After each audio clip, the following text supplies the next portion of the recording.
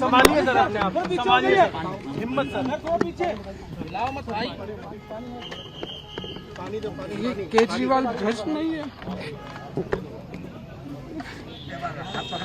मैंने केवल अपनी जिंदगी में ईमानदारी कमाई है। इन्होंने झूठा केस लगाया और आज ये साबित हो गया।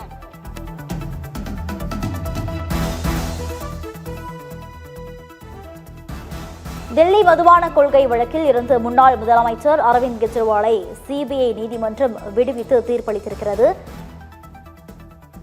அரவிந்த் கெஜ்ரிவால், மணீஷ் சிசோடியா உள்பட அனைவரையும் டெல்லி சிபிஐ நீதிமன்றம் தற்போது விடுவித்து தீர்ப்பளித்திருக்கிறது. மதுபான கொள்கையில் முறைகேடு என்ற குற்றச்சாட்டிற்கு முகாந்திரமே இல்லை எனவும் முகாந்திரமே இல்லாமல் வழக்கு தொடர்ந்திருப்பதாக நீதிபதி தெரிவித்துள்ளார். யூகத்தின் அடிப்படையில் கெஜ்ரிவால் உள்ளிட்டோர் மீது வழக்கு பதிவு செய்யப்பட்டுள்ளதாகவும் நீதிபதி ஜிதேந்திர சிங் தெரிவித்துள்ளார். மதுபான கொள்கை வழக்கில் ஊழல் வழக்கில் இருந்து அரவிந்த் கெஜ்ரிவால் உள்ளிட்ட அனைவரும் விடுவிக்கப்பட்ட நிலையில் செய்தியாளர் சந்திப்பில் முன்னாள் முதலமைச்சர் அரவிந்த் கெஜ்ரிவால் கண்ணீர் விட்டு எழுதியிருக்கும் காட்சிகளை தற்போது பார்த்து வருகிறோம். தவறான விசாரணையை மேற்கொண்டதாக சிபிஐக்கு சிறப்பு நீதிமன்றம் கடும் கண்டனம் தெரிவித்துள்ளது.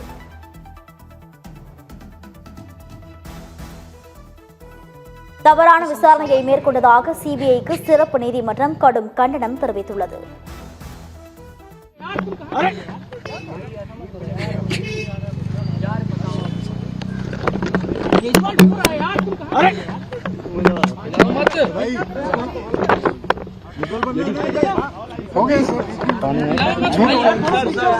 संभालिए सर, अपने आप संभालिए, हिम्मत सर,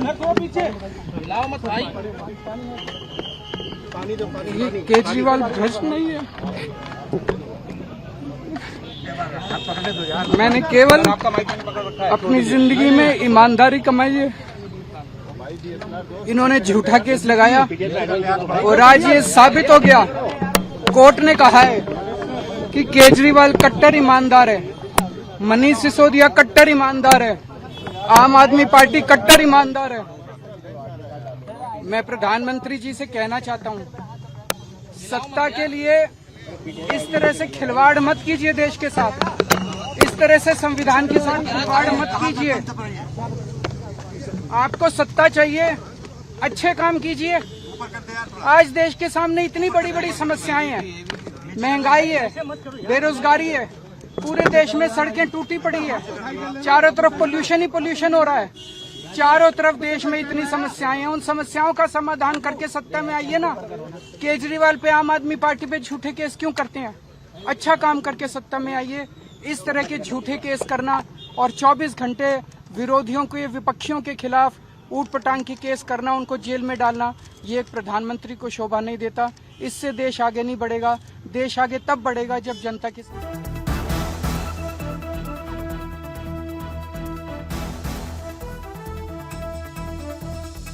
டெல்லி மதுபான கொள்கை வழக்கில் இருந்து முன்னாள் முதலமைச்சர் அரவிந்த் கெஜ்ரிவாலை விடுவித்து சிபிஐ நீதிமன்றம் உத்தரவிட்டுள்ளது.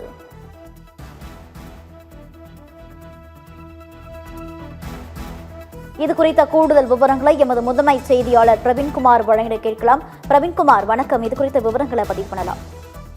ஓவியா, வணக்கம். தலைநகர் டெல்லியில் ஆட்சி மாற்றம் ஏற்பட, அதே போன்று ஆம் ஆத்மி மீதான விமர்சனங்களை கடுமையாக முன்வைக்க மிக முக்கிய காரணமாக அமைந்தது மதுபான கொள்கை முறைகேடு வழக்கு. அதாவது இந்த மதுபான கொள்கை 2021-22 ஆம் ஆத்மி அரசு கொண்டு வந்தார்கள். அதில் முறைகேடு நடைபெற்றதாக குற்றம் சாட்டப்பட்டு தொடர்ச்சியாக வழக்குகள் எல்லாம் சென்றது. இந்த வழக்கின் அடிப்படையில் தான், குற்றச்சாட்டின் அடிப்படையில் தான் டெல்லியினுடைய முதலமைச்சராக இருந்த கெஜ்ரிவால் மற்றும் துணை முதலமைச்சராக இருந்த மணீஷ் சிசோடியா, அதே போன்று தெலுங்கானா எம்எல்சி கவிதா உள்ளிட்டோர், சத்யேந்திர ஜெயின் முக்கிய அமைச்சராக இருந்த சத்யேந்திர ஜெயின் ஆகியோர் கைது செய்யப்பட்டு இந்த வழக்கு என்பது தொடர்ந்து நடைபெற்று வந்தது. 2022 ஜூலையில் இந்த வழக்கு, இந்த கொள்கை மதுபான முறைகேடு, மதுபான கொள்கை என்பது ரத்து செய்யப்பட்டு அதற்கு பிறகு சிபிஐ மற்றும் அமலாக்கத்துறை ஆகியோர் தொடர்ந்து விசாரணை மேற்கொண்டு குற்றப்பத்திரிகையை தாக்கல் செய்தார்கள். விசாரணை தொடர்ச்சியாக நடைபெற்று வந்த நிலையில் ஏற்கனவே இந்த வழக்கிலிருந்து சத்யேந்திர ஜெயின் விடுவிக்கப்பட்டார். போதிய முகாந்திரம் இல்லை, ஆதாரம் இல்லை என்று கூறி அவர் விடுவிக்கப்பட்டார்.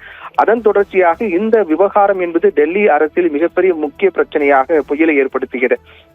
ஏனென்றால் ஜீரோ ஊழல் இல்லா ஒரு அரசை அமைப்போம் என்று கெஜ்ரிவால் கூறி வந்த நிலையில் இந்த விவகாரம் அவருக்கு மிக முக்கிய ஒரு கருப்பு புள்ளியாக அமைந்தது. ஆனால் தான் நிரபராதி என்றும் தன் மீது திட்டமிட்டு குற்றம் சாட்டி பழி சுமத்தி தன்னை இந்த நிலைக்கு கொண்டு வந்துவிட்டார்கள் என்று கெஜ்ரிவால் தொடர்ந்து குற்றம் சாட்டி வந்தார். அது உண்மைதான் என்று, அதாவது கெஜ்ரிவால் தெரிவித்த கருத்து உண்மைதான் என்பதை மெய்ப்பிக்கும் வகையில் தற்போது தீர்ப்பு என்பது வெளியாகி இருக்கின்றது. டெல்லி சிபிஐ சிறப்பு நீதிமன்றத்தில் இந்த வழக்கு இன்று விசாரணைக்கு வந்த நிலையில் மதுபான கொள்கை முறைகேடு வழக்கில் இருந்து அனைவரும் விடுவிக்கப்பட்டிருக்கிறார்கள். முன்னாள் முதலமைச்சர் கெஜ்ரிவால் உள்ளிட்ட அனைவரும், மணீஷ் சிசோடியா உள்ளிட்ட அனைவரும் இந்த வழக்கிலிருந்து விடுவிக்கப்பட்டிருக்கிறார்கள். விடுவித்து சிபிஐ சிறப்பு நீதிமன்றம் உத்தரவிட்டிருக்கிறார்கள். ஏற்கனவே முதலமைச்சராக அரவிந்த் கெஜ்ரிவால் முதலமைச்சராக இருந்த போது அவர் கைதானார் இந்த வழக்கில். அதற்கு பிறகு அவர் 2024 நாடாளுமன்ற தேர்தல் நடைபெற்ற போது அவர் பிரச்சாரம் மேற்கொள்ள தனக்கு பிணை வழங்க வேண்டும் என்ற கோரிக்கையின் அடிப்படையில் அவருக்கு பிணை வழங்கப்பட்டது. ஆனால் அதில் அப்போது அதிகமான கட்டுப்பாடுகள், கண்டிஷன் பெயில் என்பது வழங்கப்பட்டது. அதாவது அவர் பிணையில் வெளியில் செல்லலாம், பிரச்சாரம் மேற்கொள்ளலாம், ஆனால் முதலமைச்சர் அலுவலகத்துக்கு செல்லக்கூடாது, முதலமைச்சர் என்ற அடிப்படையில் எந்த ஒரு கோப்பிலும் அவர் கையெழுத்திடக்கூடாது என்ற நிபந்தனையின் அடிப்படையில் தான் அவருக்கு அப்போது பிணை வழங்கப்பட்டது. அதன் அடிப்படையில் அவர் பிணையில் வெளிவந்தாலும் கூட 2024 சட்டமன்ற தேர்தலில் தொடர்ந்து பிரச்சாரம் மேற்கொண்டார். ஆனால் அவர் முதலமைச்சர் அலுவலகம் செல்லவில்லை, எந்த கோப்பிலும் அவர் கையெழுத்திடவில்லை. இப்படியாக தொடர்ந்து ஒரு மிகப்பெரிய நெருக்கடி என்பது அவருக்கு கொடுக்கப்பட்டது. டெல்லியில் ஆட்சி மாற்றம் ஏற்பட இது மிக முக்கியமான காரணமாக இருந்தது. தேசிய அளவில் அரவிந்த் கெஜ்ரிவால் ஆம் ஆத்மி என்பது மிக முக்கிய கட்சியாக பார்க்கப்படுது. தலைநகர் டெல்லி என்பது மத்திய அரசு மிக ஒரு இடமாக இருக்கக்கூடிய நிலையில் அந்த இடத்திலேயே மாற்று கட்சி, பாஜக அல்லாத ஒரு கட்சி என்பது ஆட்சி அமைப்பது என்பது மத்திய அரசுக்கு பாஜக மிகப்பெரிய நெருக்கடியாக தான் பார்க்கப்பட்டது. அந்த அளவுக்கு மிக பெரிய தலைவராக வளர்ந்து வந்த அரவிந்த் கெஜ்ரிவாலுக்கு இந்த விவகாரம் மிகப்பெரிய பின்னடைவாக அமைந்தது.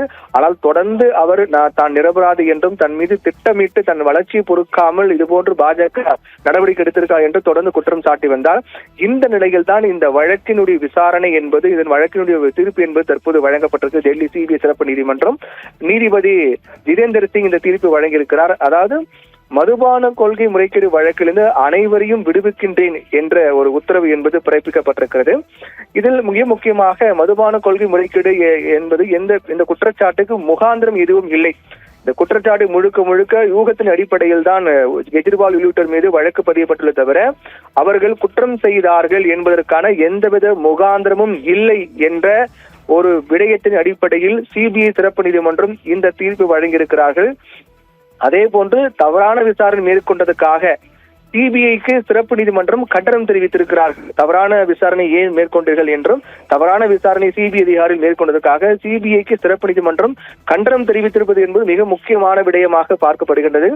அதே போன்று குற்றம் சாட்டப்பட்டவரை அரசு தரப்பு சாட்சியாக மாற்றி வழக்கு தொடுத்ததற்கு சிபிஐக்கு டெல்லி சிறப்பு நீதிமன்றம் கண்டனம் தெரிவித்திருக்கிறார்கள். 2 விவகாரங்களுக்கு கண்டனம் தெரிவிக்கப்பட்டது சிபிஐக்கு. ஒன்று, தவறான விசாரணை மேற்கொண்டார்கள் என்பதற்காக, மற்றொன்று குற்றம் சாட்டப்பட்டவரை அரசு தரப்பு சாட்சியாக மாற்றி வழக்கு தொடுத்ததற்கு சிபிஐக்கு கண்டனம் தெரிவித்திருக்கிறார்கள்.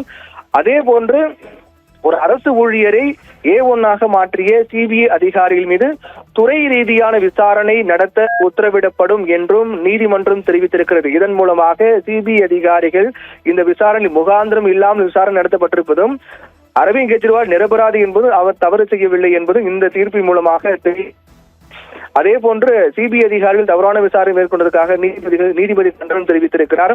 ஒரு அரசு ஊழியரை A1 மாற்றிய சிபிஐ அதிகாரிகள் மீது துறை விசாரணை என்பது நடத்தப்படும் என்றும் நீதிமன்றம் தெரிவித்திருக்கிறது. மிக முக்கியமான ஒன்றாக பார்க்கப்படுகின்றது. அதே போன்று கெஜ்ரிவால் அரசின் மதுபான கொள்கையில் கிரிமினலோ அல்லது கிரிமினல் நோக்கமோ சதியோ இல்லை. எந்த விதமான ஒரு உள்நோக்கத்துடனோ அது முறைகேடு நடத்தப்பட வேண்டும், அதன் மூலமாக ஆதாயம் அடைய வேண்டும் என்ற எந்த விதமான கிரிமினல் நோக்கமோ அல்லது சதியோ இல்லை என்றும் சிபிஐ சிறப்பு நீதிமன்றம் தன்னுடைய உத்தரவு. இதன் மூலமாக 2021 அன்று கொண்டு வரப்பட்ட மதுபான கொள்கை என்பது, அதில் சுமத்தப்பட்ட குற்றச்சாட்டுகள், அது தொடர்ந்து மேற்கொள்ளப்பட்ட வழக்கு நடவடிக்கைகள், சிபிஐ விசாரணை, அமலாக்கத்துறை அனைத்தும் உண்மை இல்லை, இதன் எந்த முகாந்திரமும் இல்லை, கெஜ்ரிவால் நிரபராதி என்றும் அதன் அடிப்படையில் இந்த விவகாரம் தொடர்பாக மதுபான கொள்கை முறைகேடு வழக்கில் அனைவரையும் விடுவிக்கின்றேன் என்று டெல்லி சிபிஐ சிறப்பு நீதிமன்ற நீதிபதி ஜிதேந்தர் சிங் தெரிவித்திருக்கிறார். இது அரசியலில் மிக முக்கியமான ஒரு விடயமாக தான் பார்க்கப்படுகின்றது. என்றால் இதை மையமாக வைத்துதான் பாஜக தொடர்ச்சியாக ஆம் ஆத்மிக்கு எதிராக தொடர்ந்து பிரச்சாரங்கள் மேற்கொண்டு வருகிறார்கள். இந்த வழக்கில் தாங்கள் நிரபராதி என்று தொடர்ந்து கெஜ்ரிவால் கூறி வந்தாலும் கூட இந்த வழக்கு என்பது கெஜ்ரிவாலுக்கு மிகப்பெரிய நெருக்கடியாக தான். ஆனால் நீதிமன்றத்தின் இந்த தீர்ப்பின் மூலமாக கெஜ்ரிவால் கொண்டு வந்த மதுபான கொள்கை என்பது எந்தவித கிரிமினல் நோக்கமோ அல்லது சதியோ இல்லை.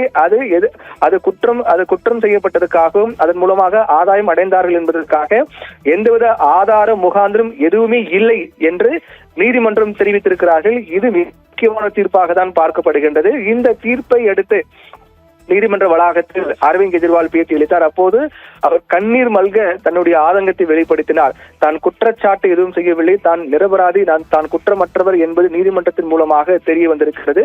பாஜக மத்திய அரசு திட்டமிட்டே என் மீது இது போன்ற சதி குற்றச்சாட்டை முன்வைத்து என்னுடைய அரசியல் வாழ்க்கை முடக்க அவர்கள் போட்ட சதி திட்டம்தான் இது என்று கண்ணீர் மல்க அரவிந்த் கெஜ்ரிவால் பேசியிருப்பது என்பதும் பார்க்க வேண்டிய ஒன்றாக இருக்கின்றது.